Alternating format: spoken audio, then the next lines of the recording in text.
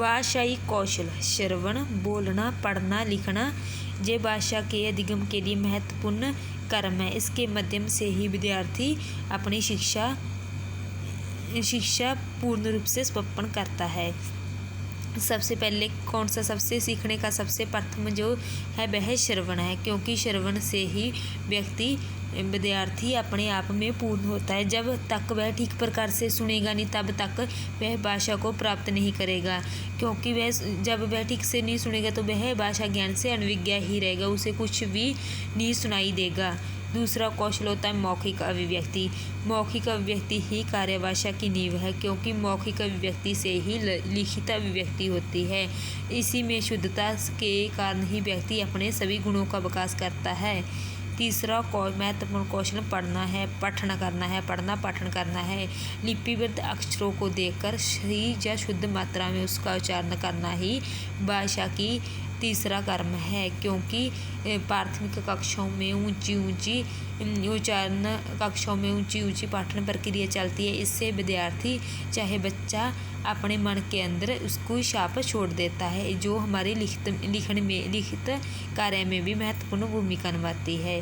चौथा कौशल है लेखन।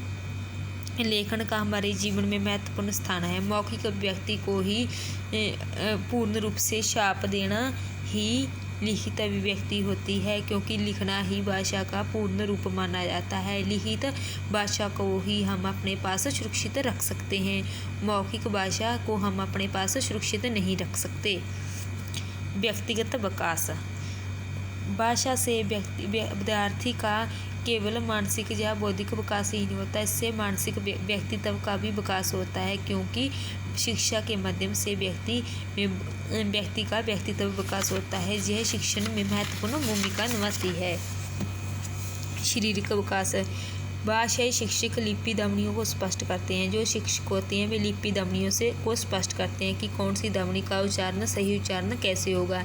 सभी स्वर तंत्रियों को बोलने में हमारे अंगों का प्रयोग होता है। इन स्वर तंत्रियों को सही मात्रा में उच्चारण करने से ही हमारे शरीर का भी विकास होता है। इसका प्रभाव हमारे शरीर पर भी पड़ता है। मानसिक एवं बौद्धिक विकास। मानसिक विकास से विचार शक्ति प्रबल होती है, क्योंकि भाषा से मानव का या विद्यार्थी का मानसिक विकास होता है। इससे हमारे बौद्धिक विकास होता है, क्योंकि भाषा से या शिक्षा के माध्यम से हमारे पास ज्ञान का भंडार होता है। इस ज्ञान के माध्यम से ही हमारा बौद्धिक विकास होता है। व्यावहारिक कार्य का विकास।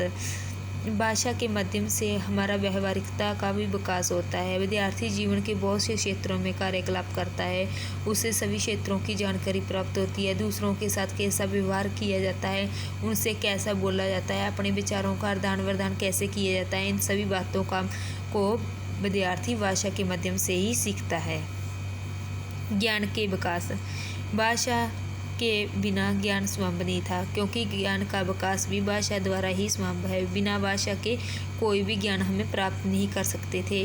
भाषा के माध्यम से ही विद्यार्थी अधिक मात्रा में ज्ञान प्राप्त करता है। वह विद्यार्थी के पास या मानव के पास ही ज्ञान का भंडार है। ये सब कुछ भाषा के माध्यम से हुआ है। भाषा के माध्यम से ही हम अपने इतिहास, संस्कृति, सभ्यता, दर्शन, विज्ञान की जानकारी प्राप्त कर सकते हैं। अन्य उद्देश्य। भाषा एक ऐसा साधन है जो हमें आनंददायक, प्रसन्नचित्त या हमारे जीवन को सफलतापूर्वक बनाने में हमारी सहायता करती है। भाषाई शिक्षक विद्यार्थियों को उद्देश्य पाने के लिए मार्गदर्शक का काम करते हैं। वह हमारे देश के लिए राष्ट्रीय एकता, प्रेम आदि की भावनाओं के गुण भी हमारे भीतर पैदा होते हैं।